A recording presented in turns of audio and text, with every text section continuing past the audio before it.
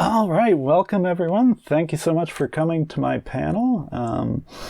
I'd say a few words about myself, but there's nothing interesting about myself, so we'll just run oh, goodbye, good boy.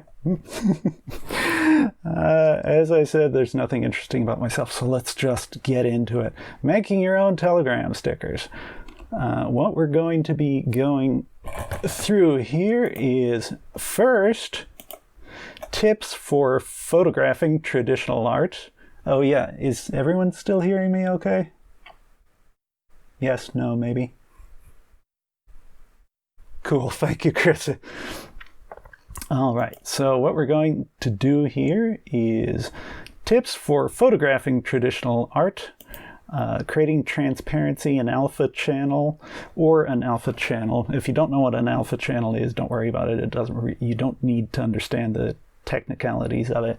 But these two categories here, if you do digital art, then you don't need to worry about these. But a lot of us don't do digital art, so that will be a focus. Next up, adding an outline and shadow. We'll be doing that regardless of whether it's digital or not. And then finally, creating a sticker pack and adding our sticker actually in Telegram.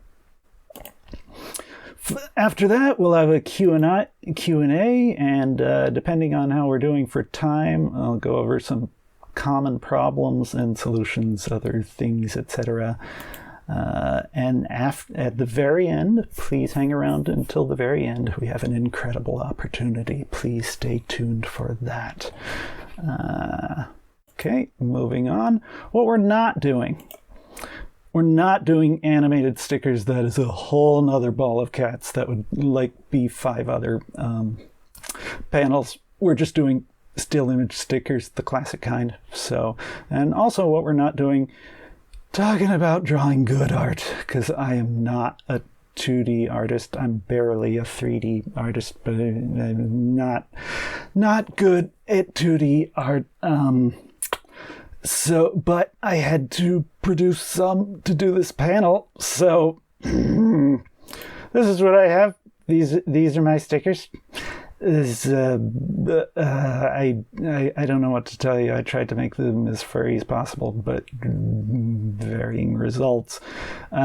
Specifically, we're going to be doing this guy. I don't know what the heck this is. It's like a multi-headed creeper of some sort with a Mario Tanuki suit tail. I can't tell you. But that's kind of the point. To a large degree, that's kind of the point. If you are bad at art, make stickers anyway. It is not a competition. These stickers we're going to make are the stickers that you'll make on your own time. These are not going to replace all those ultra cute now and later sticker packs. It's not going to replace all the other awesome sticker packs that people who can actually draw furry art. Well, thank you, Wildcard, but that's open to debate anyway. This is not a zero-sum game. We always need more sticker packs, so make one. Even if you can't draw anything more than stick figures, it's fun. Make one. Because you can express what you can't express with other artists' stickers. Very important to keep in mind.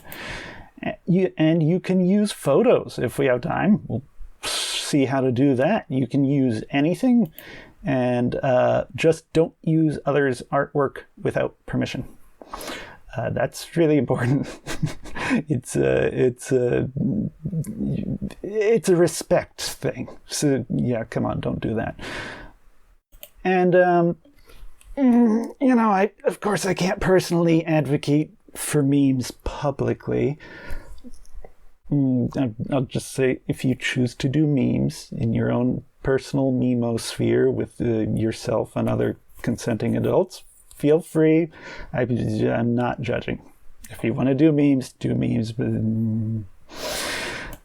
ugh, God, no one saw that. Okay. Final result. What we're going to be doing is taking this photograph of some artwork, turning it into this, a real Telegram sticker that you can use like a Telegram sticker, thankfully. Otherwise, we'd be wasting our time here. So, getting your art into a computer. Some methods. Digital art. We don't talk about that face jade cat anyway.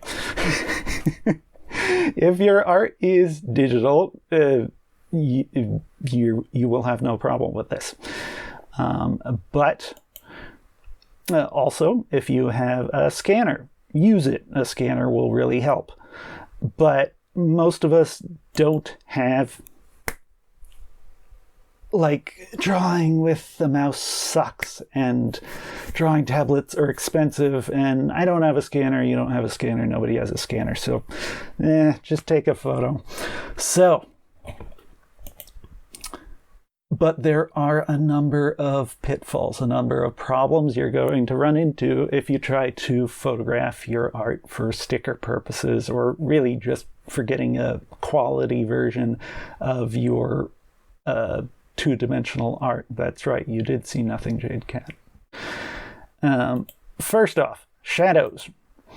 If you have a shadow like this on your photograph of your sticker art, that's going to be, I mean, you could remove it digitally, but it would be a lot of trouble, and the results will not be as good as if you hadn't had that shadow on there. So figure out the lighting so you can not have shadows on your photograph of your artwork. Next, bad light. See how this light is, it's kind of this reddish, yellowish tinge. And this happens a lot with, low wattage tungsten light, and I think this was fluorescent. But either way, it's if the lighting is bad, you're going to lose a lot of the color with your stickers. You can still kind of see it, and some of this can be fixed in post, so to speak. When we get into the image editing, you can fix some of this, but it's not going, you're still going to lose color. It still won't look as good, so you want to avoid it. More photography pitfalls. Blurry, out of focus.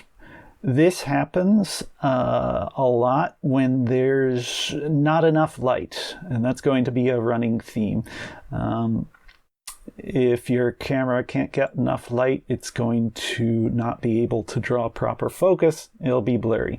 And that will show up in your final Telegram stickers if you don't manage it, if you don't prevent it.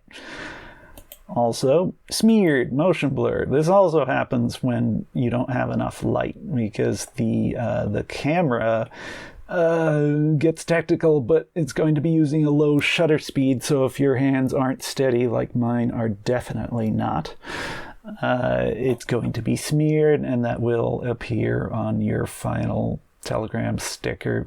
You can remove some of it, but it's better to just avoid it. Next, more pitfalls. There are a lot of pitfalls. Don't photograph it at an angle. Just don't. Because if you really want to photograph it from straight on, from straight over top, or otherwise, because if you use an image like this, it's going to show up on your sticker, and it's going to look smooshed. And we probably don't want it to look smooshed, unless that's your thing. I'm not judging, but it's if you want it to look the way it does on the paper, shoot it from straight ahead. Now this actually, the smushing, you can actually correct that in post, so to speak, when we get into image editing. If we have time, I'll go over how to do that. But again, it's easier to prevent it up front. So the solutions to all of those basically come down to light, more light, even light, light, don't photograph at an angle, and light, because that's really going to be the main thing that lets you take a quality photograph of your artwork, especially for Telegram stickers. So, daylight is the best light to do this. Direct sunlight. Here's a photo I took of these stickers with direct sunlight. It was later in the day, so the sun was not directly overhead, so I didn't get a huge shadow on it. That's important to keep in mind. But if the sun is at a good angle, so you can get a photo like this, direct sunlight works great. Also, indirect or overcast sunlight. This I took on my windowsill. It was an overcast day, cloudy, and when it is overcast, like, again, getting a little technical, but the rays of the sun are scattered, so you get nice, even lighting. And if you have a windowsill like this somewhere that gets enough light, you don't have to go out in the cold, because I know a lot of us are New Englanders, and it's cold out. I don't want to go outside anymore and take photos for telegram stickers. Just use a windowsill. But again, daylight, best light for this. So the software, GIMP. Now hold on. It's not like it used to be. Much has been improved. This is the software I'm going to be using, and GIMP gets a bad rep because it used to be honestly kind of weird. It did some things like really strangely, and it still does a couple of things strangely, but many fewer things are strange.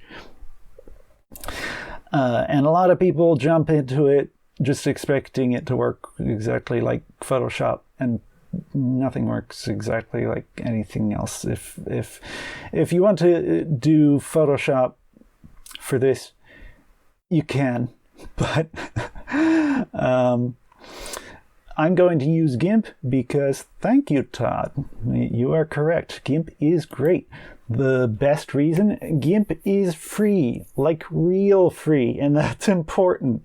These programs, there are several of them that are free to use for personal use, e.g. non-commercial use.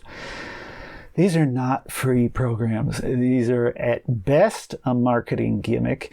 At worst, they're a trap, because if you are curious about the software and you start it up, you learn how to use it, and you find that you're good at it, you make something great with it, and it's like, oh, hey, this is great. I've made this great thing. I want to share it. I want to upload it to my monetized YouTube channel, something like that.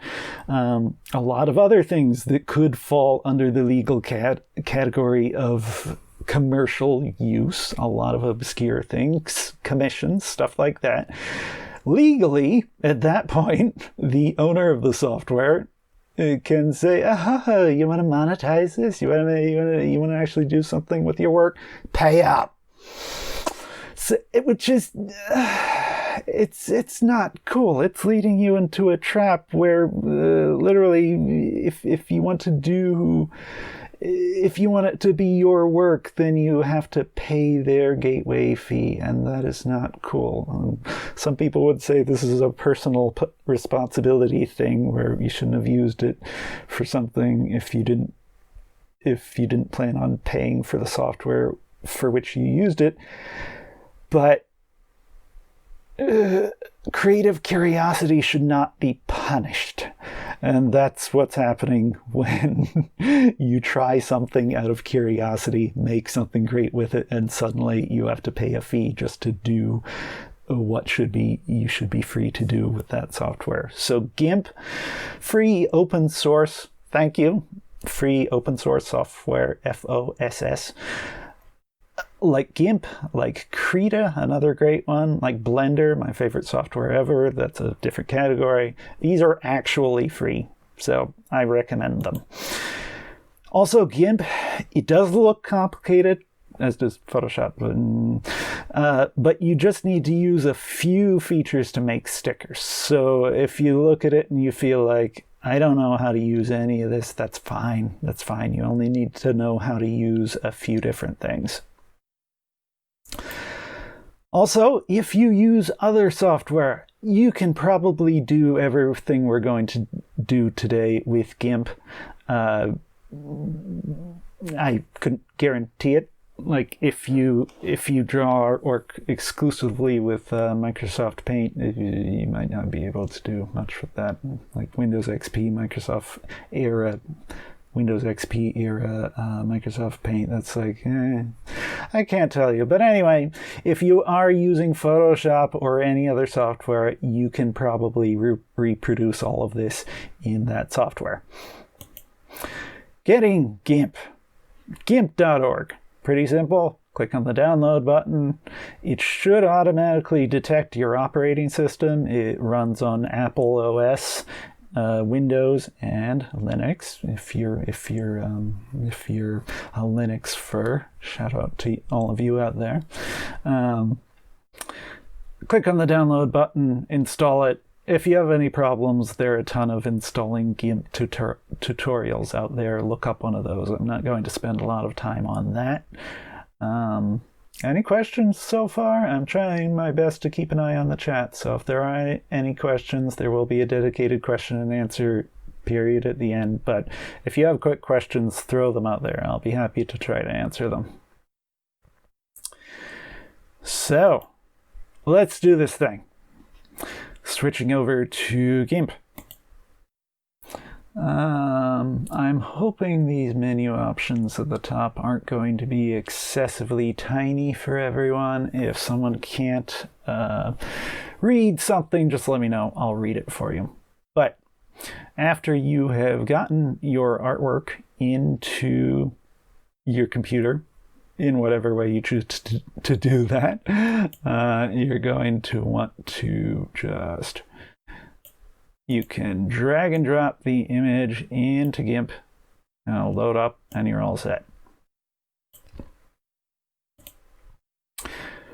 First things first, if you want to get into like more complex color correction, we might be able to get into that later, but one really easy thing you can do is go up to Colors, go down to Auto, and click White Balance.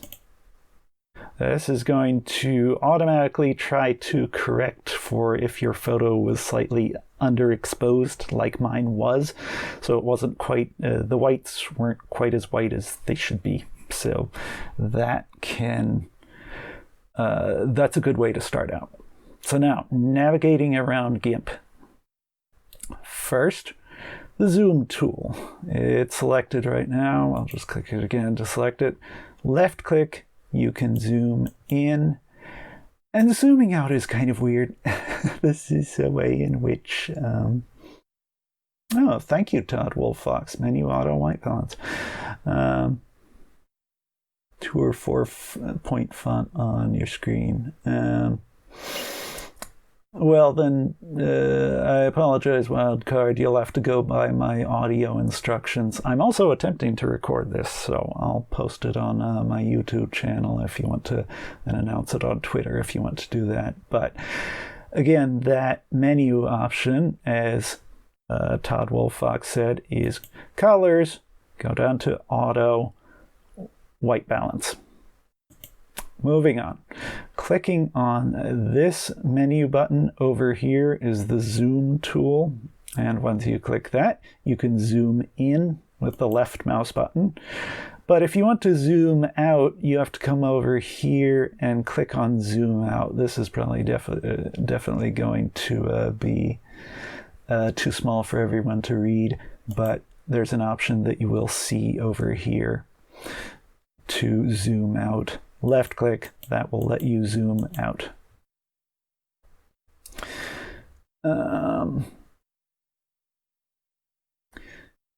Now, panning around in the view. That is, hold down spacebar. And then move the mouse. You just click the spacebar, move the mouse around, and that will pan around your view. I'm trying to avoid hotkeys as much as possible, but sometimes they're ubiquitous. So pan equals spacebar. Are people at least able to read pan equals spacebar? Hopefully. I know my stream resolution is low, but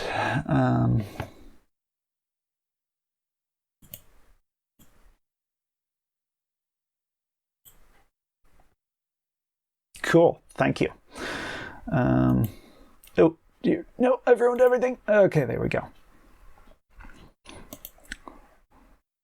So now, the other thing I want to mention offhand is hopefully the only other hotkey we'll need to use is going to be Control Z. Everyone knows this one, or Command Z if you're on Apple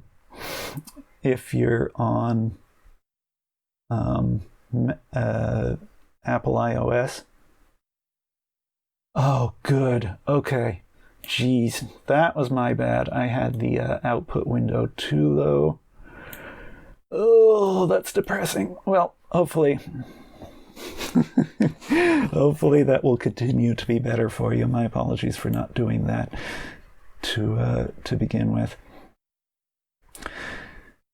Menu items, yay. I'm new to this whole thing. This is this is not only my first FurryCon or any con panel, but also my first streaming ever. So if that's the most that goes wrong, I'll consider myself lucky. Moving on. So for anyone who couldn't see, zoom in, zoom out. Once you click one of these, zoom in, click this, left click to zoom out. That's the way it works. Also, the hotkey is Control, but I'm not going to use that because hotkeys are terrible when you're trying to follow a tutorial online. But anyway, the other hotkey I was trying to mention, undo, very important. Control or Command Z. It's also up under the Edit menu, Undo. Thank you, Todd. I appreciate that. Doing my best. So now, next up, Crop. This option right here, left click on Crop, and then we can left click and drag a box around the sticker we want to work on right here, and press Enter. Now let's zoom in a little bit on that. And next up, what we want to do is we want to get rid of my fingers here. So come over here to this button, which is the free select tool, could be called the I once tried to Control C a knocked over coffee cup. Haven't we all, Fuzzy Dane? Oh my goodness, haven't we all? It's just never that simple. Anyway, clicking on the free select, also called lasso select in some circles, I'm just going to select all around the sticker.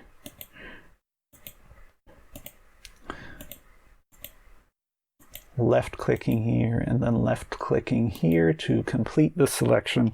Press Enter to finalize that selection.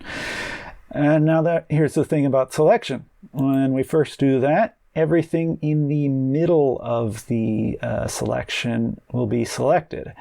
So for example, the brush tool only works on what is selected when anything is selected. So the sticker area is selected. Anything outside of that, as you can see where I'm painting, is not currently selected. Control Z, undo coffee cup spill. But now I want to go to Select, Invert. Now everything outside of that selection area is selected.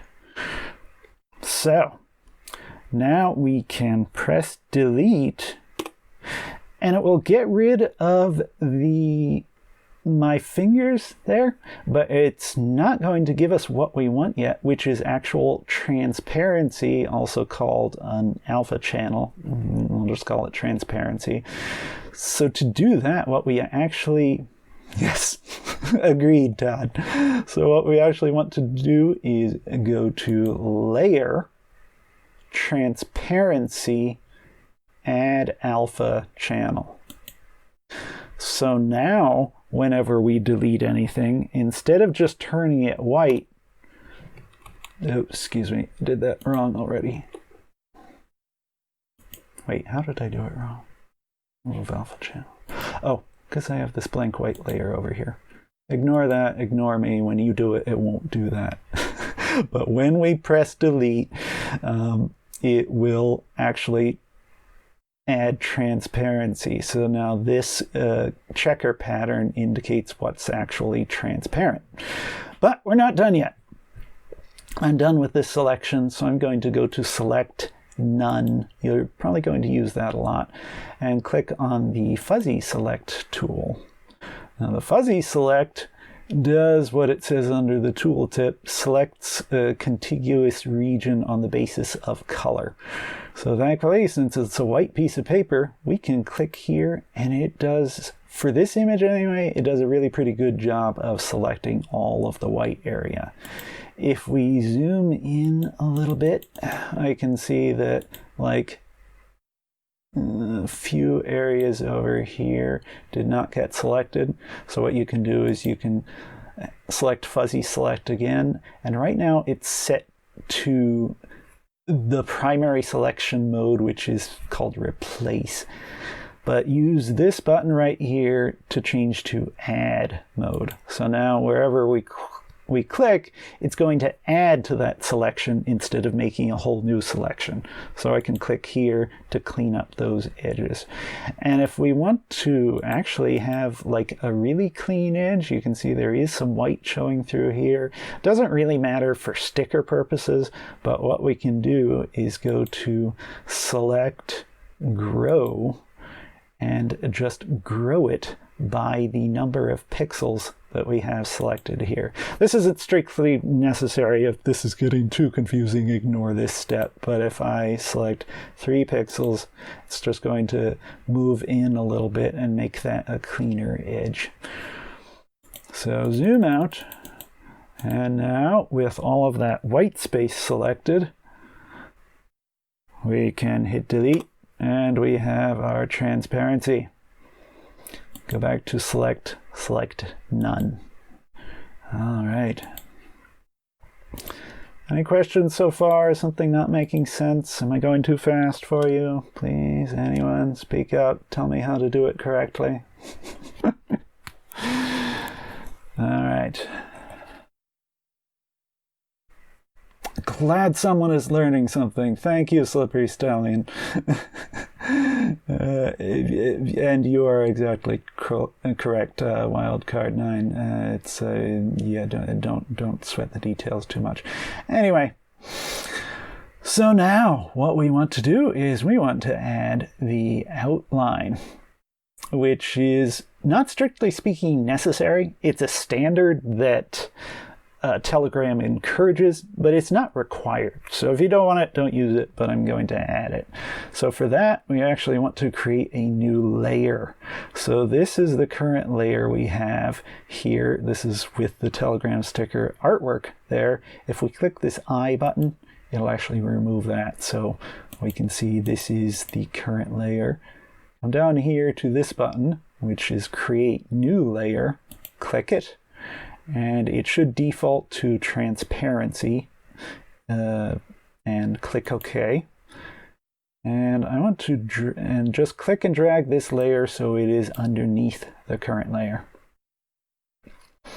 Now what we want to do is click back on our artwork layer, use the fuzzy select button once more, and click anywhere in the transparency. Since that is technically all one color, it has no problem selecting all of that.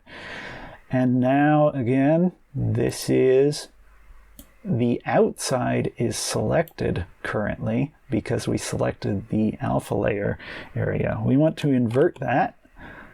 So invert. Now the artwork is selected again. And now what we want to go to is, again, grow. And we want to grow it by more than 3 pixels this time. Let's try 15 and see if that looks about right. Yeah, that looks about right. You can see that it expanded that selection by 15 pixels, which for what we're doing here, that's a pretty good width for a default Telegram white outline. So now I want to click on the layer, the new blank layer that we just created. And now if we go up here to the bucket fill tool, which will just let us fill an entire selected area with one color, and then go to this, which this black by default square, which is the active foreground color. That means your main color. You can click on it and change its color. So if we wanted a different color outline, we could do that. You can try that if you want. Nobody's stopping you. But I'm just going to do a traditional white one. Left click in here and drag all the way to the left-hand corner where it's white. And that'll give you pure white. Click OK. Now we have a white colored fill bucket tool. And we want to make sure that that layer below is selected. In fact, let's just turn off the top layer. Okay, now we can see the layer that we have below. Left click, fill that entirely with white. And now when we turn on the artwork layer, we have a perfect white outline. So now we want one more layer because we're not quite done yet. Create a new layer. Transparency, fine. Left click and drag it below the white outline layer. Again, I'll just turn these layers off so we can see it. Again, we want to use the fill bucket tool, but we want black this time. Left click here, click and drag in here, drag it all the way down here to pure black. Again, with that bottom layer selected, left click here to fill it. Now we want to blur this. And if you haven't guessed already, we're making the shadow. But before we blur, we do not want to have that area selected. It won't come out right if we do. So go to select and select none to undo that selection. Then go to filters, blur, Gaussian blur, and it'll give us a new window. I'm just going to drag it over here so we can see what's happening.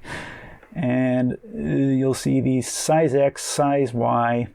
And if you just left click and drag inside of either one of these, you can increase and decrease the blur of this layer for our shadow. So that looks about right to me. I'm going to click OK. And now what I'm going to do is I'm going to select this. This is the Move tool. Left click here. Then we can left click and drag this layer to move it a little down and to the left. Now let's turn back on our outline layer and artwork layer. And now with this bottom shadow layer selected, if you come up here to where it says opacity, you can left click in here and drag and reduce the opacity, which is how transparent that layer is, to make the shadow a little bit transparent. And with that, we're done. You don't need to worry about this yellow outline. That's just telling you that we moved that layer a little bit. So I'm going to zoom out. And any quick questions here? I've covered a lot here. Is there a standard shadow direction for Telegram style recommendations? I don't know. That's a good question. I mean, you might be able to tell by looking at other stickers. Thank you, Todd. I appreciate that. You might be able to tell by looking at other Telegram stickers, but a lot of them, as you say, Wildcard9, a lot of them don't even use shadows. So it's worth, I'm sorry, I get distracted because I see a problem. But a lot of them don't I think it's artistic preference. If there's a standard, I don't know about it. Maybe there is. I'll Google it later and feel unauthoritative for not having told you at the time.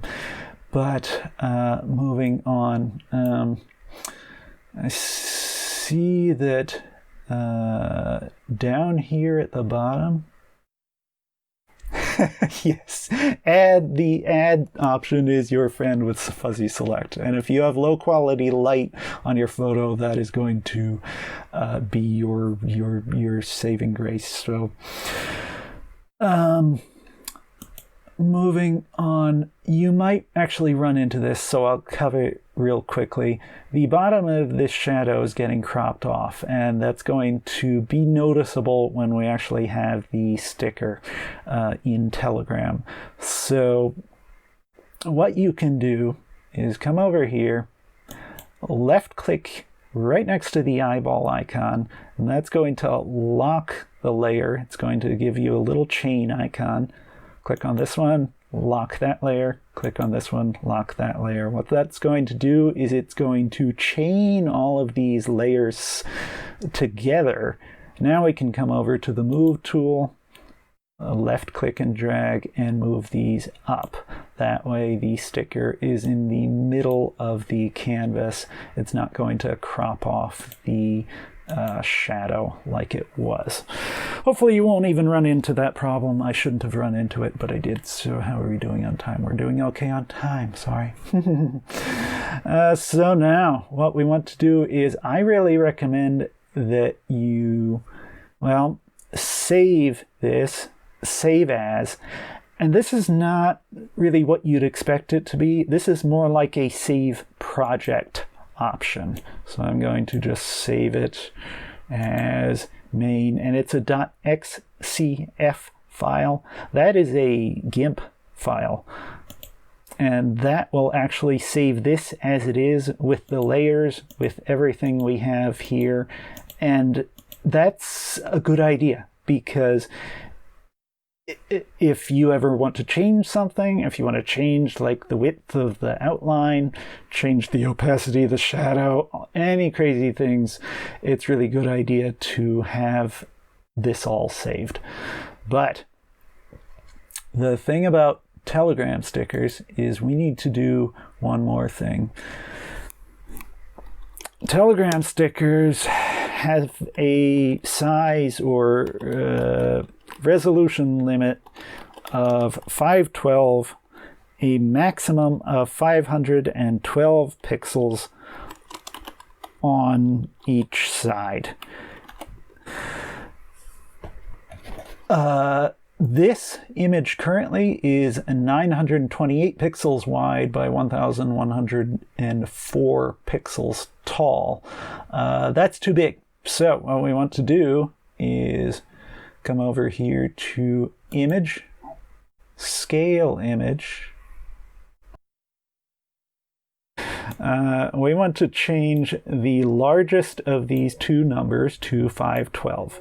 But you want to make sure that this little chain link at the right is connected. If it's broken like this, you're going to end up squishing your Telegram sticker. So if it's broken like this, left click it to reattach it.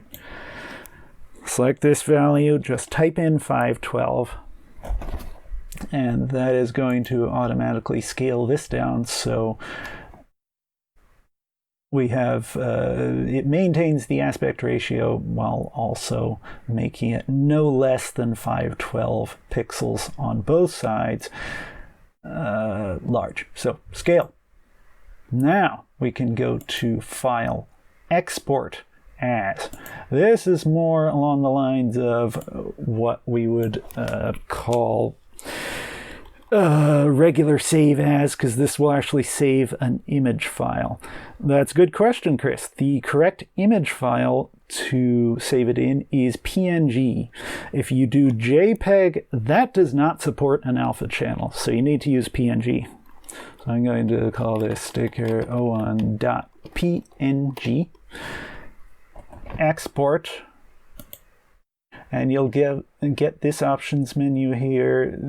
It doesn't really matter, but your file size will be slightly smaller if you left click here to uncheck save color values from transparent pixels.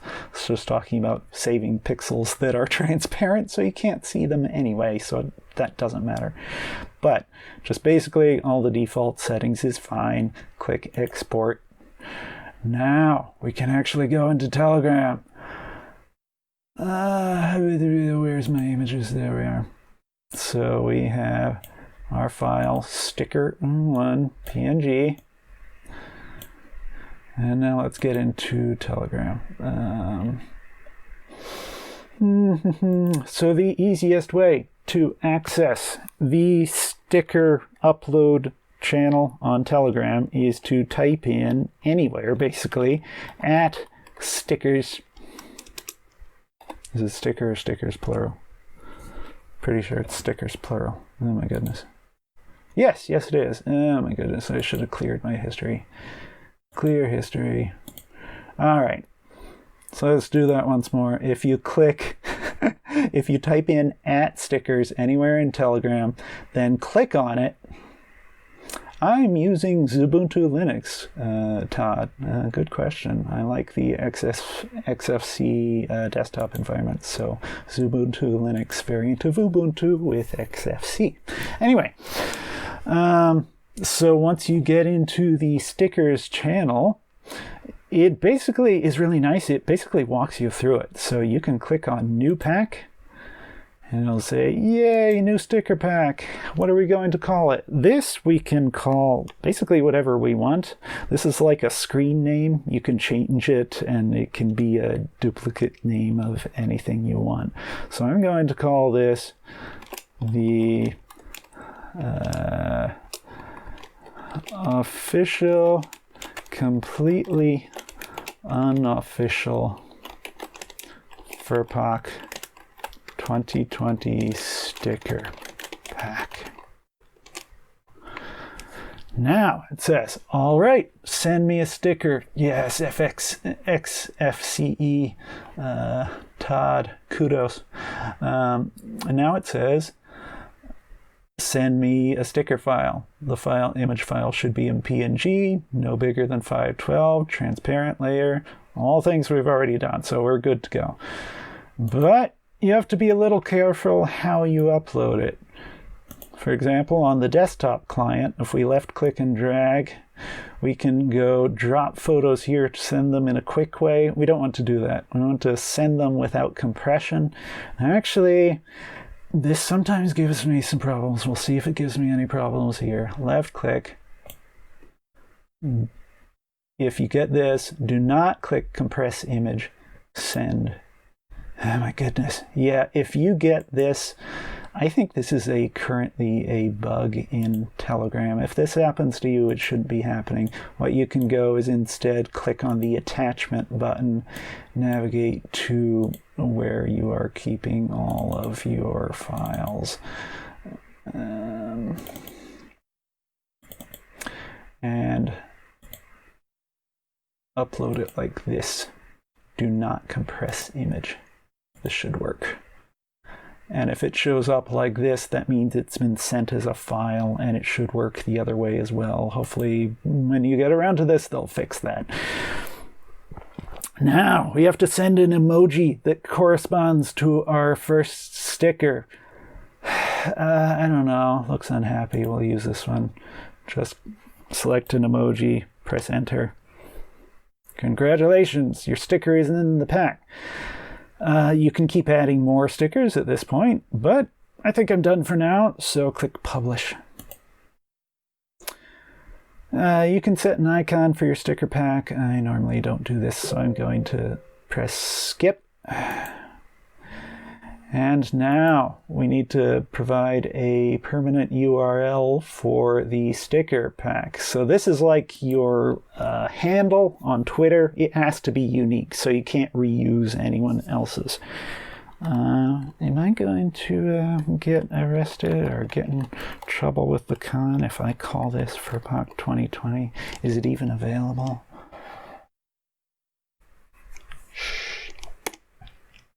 Yes, I got it.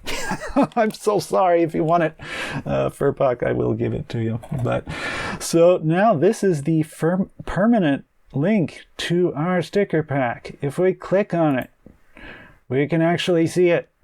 And if we go into a Telegram room, wait, I need to add it. That was my bad. Add stickers. Go into a Telegram room and click it. There we go. Is that cool? I think that's pretty cool. Okay. Oh my goodness, I'm sitting on the floor and my leg is falling asleep. That's not a good sign. I don't have a good setup for streaming here. So, we did the thing. Q&A, questions, answers. Please, we have 14 minutes left. Thank you, Todd. I appreciate that.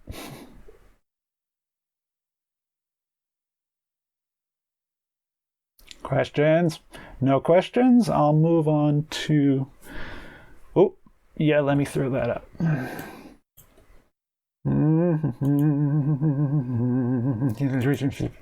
All right, copy, link. Hopefully everyone has those. There we go.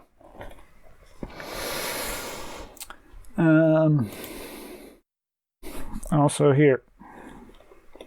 Take it. I don't want it. No, actually, I do want it, because we're going to get into that. We'll come back to that. Anyway, if no one has any questions, I'm going to, in the time we have remaining, discuss a few common problems. Duly noted, Chris. Thank you. But oh, I'm sorry. I'm not patient. I'm bad and I feel bad. Okay. Please chime in with any questions at any point here. I will be happy to answer them. But in the meantime, let's move on to some common problems. Telegram rejects my sticker file. Make sure it's a maximum of 512 pixels by 512 pixels. Make sure it's a PNG. Make sure you're sending it as a file, not an image or a photo. And if your Telegram client has some bugs in it, that might be a problem as well.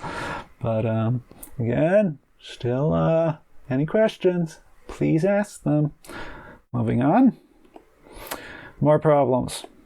GIMP is slow. Old computer plus newer phone.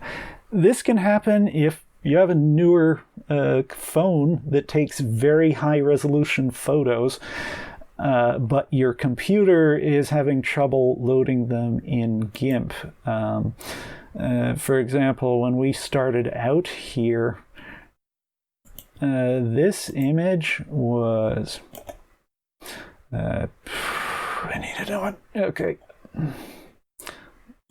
I'm going to open it like this. Main view. This image is 3,120 pixels by 4,160 pixels. And this is on my old Motorola G4 2016 phone, which was like $150 US. Not a high-end phone, but still it gives you really large images. And these, especially when using the fuzzy select tool, as you say, Fuzzy Dane, don't edit it on an old HP. Yeah, although you can, because the main roadblock here, if the fuzzy select tool is working slowly, or if anything is working slowly, is just that the image is huge. And as you saw, we're going to be scaling it down to just 512 by 512 eventually for the stickers. So you can go to scale image at the beginning and cut this down to like something really low, like 1024. This would probably be adequate. And you can work on it like this and it should run a lot smoother for you. Unless your computer is really just that old, in which case I don't know what to tell you, but it's something to try. So the solution is maybe scale down your images. Please feel free to jump in with any questions. Can't select anything in GIMP. Oh my goodness. I still get this. I still have this problem, and I've been using GIMP for years. If you can't select anything in GIMP, first try going to select none, because you probably have everything selected, and if you have everything selected, you can't select anything more. So try select none. Also, try making sure you're on add selection, because if you accidentally moved on to subtract from selection, which you may need to use for certain things, or replace selection, it could still cause you to get strange results when you're trying to select things. So try these two things. It's still going to happen to you. It still happens to me, but those two fixes usually work. GIMP's interface exploded. Oh my gosh, this still happens to me too. If this happens, like pieces of your GIMP break off, like the panels get broken off into these little panels, or sections of the interface disappear. This happens to me quite often. There's some like way in which you can separate elements of the interface, and I never actually want to do that. I just do it by accident. But if this happens to you, first, don't panic, because it's horrifying when it happens. That's very important. Don't panic. Second, keep GIMP open. Closing GIMP right away will actually make it worse. So moving on from there, go to Edit. Go to Preferences. Under the Interface section of Preferences, go to Window Management. Is there anything you can do if your image is not on a white background? That is a very good question, Wildcard9. Let me answer it after I finish explaining how GIMP's interface can explode. Once you're in the Window Management tab, uncheck Save Window Positions on Exit. Very important. And then click Reset Saved Window Positions to Default Values. On the window that comes up, press OK. Press OK at the bottom. Close and restart GIMP. That should solve it for you. Can't remember all those instructions? I can't either. I am going to save these slides as a PDF and distribute it on my Twitter. You can follow me on Twitter or just DM me on Telegram. I'll send you the slides. So if you have that problem, you can fix it and be able to reference anything else I've talked about. But, so there anything you can do if your image is not on a white background? Let me open my alternate image that I didn't even know I had in the few minutes I have left. This was a doodle that I wanted to use for a few purposes. I mean, this one is a little bit different because, for one thing, there's no internal color, so you're going to get in answer to your question, Wildcard9, what you're really going to be looking at is still using the fuzzy select tool. And when you click in here, it's probably going to not select much. It's just selecting little pixels. It selected a lot of pixels, but still not much. So what you actually want to try doing is adjusting your threshold here. This is the threshold by which the fuzzy select tool uses to try to select pixels. So I'm just going to undo that selection, increase the threshold, and when you do that, it's going to select a lot more. For example, it's selected almost all of this with all the variations in color and everything like that. So even if whatever you're trying to select is not uniform, using the fuzzy select tool, you'll be able to get a selection. The real reason I was going to use this sticker is if you're trying to do something with like line art, or maybe you want to keep the texture of this, but if we add an alpha channel and delete this, it's going to delete all of the texture that's not surrounded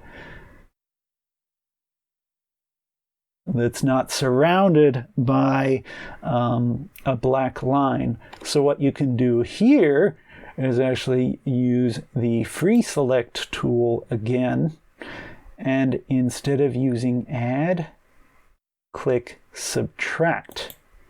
Then we can left click here, left click here, left click here, left click here, and you're basically just tracing the border around everything you want to select.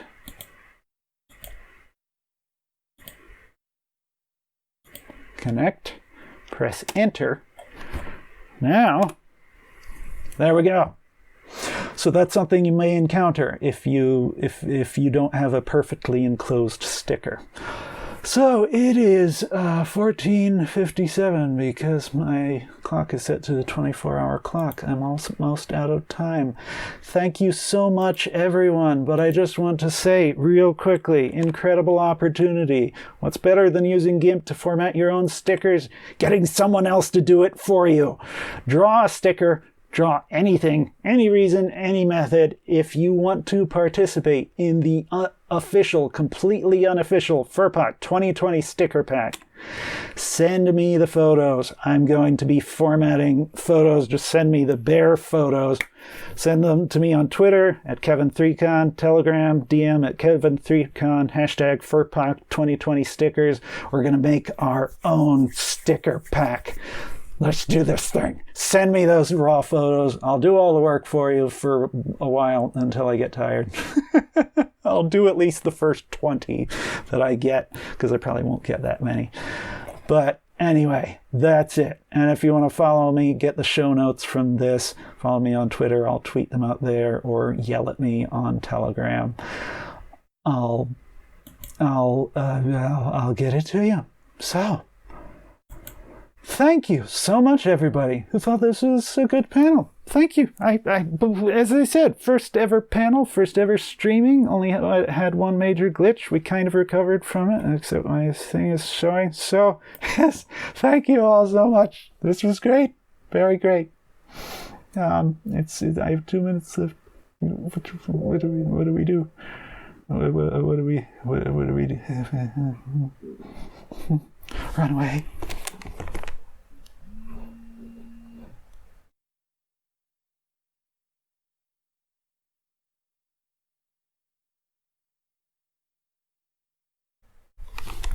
Still there. Oh. Thank you so much, everybody. I appreciate all the comments, all the questions. I assume someone's going to cut me off here because I don't know how to cut myself off. Maybe I just do the thing with the thing and I do it incorrectly. Stop.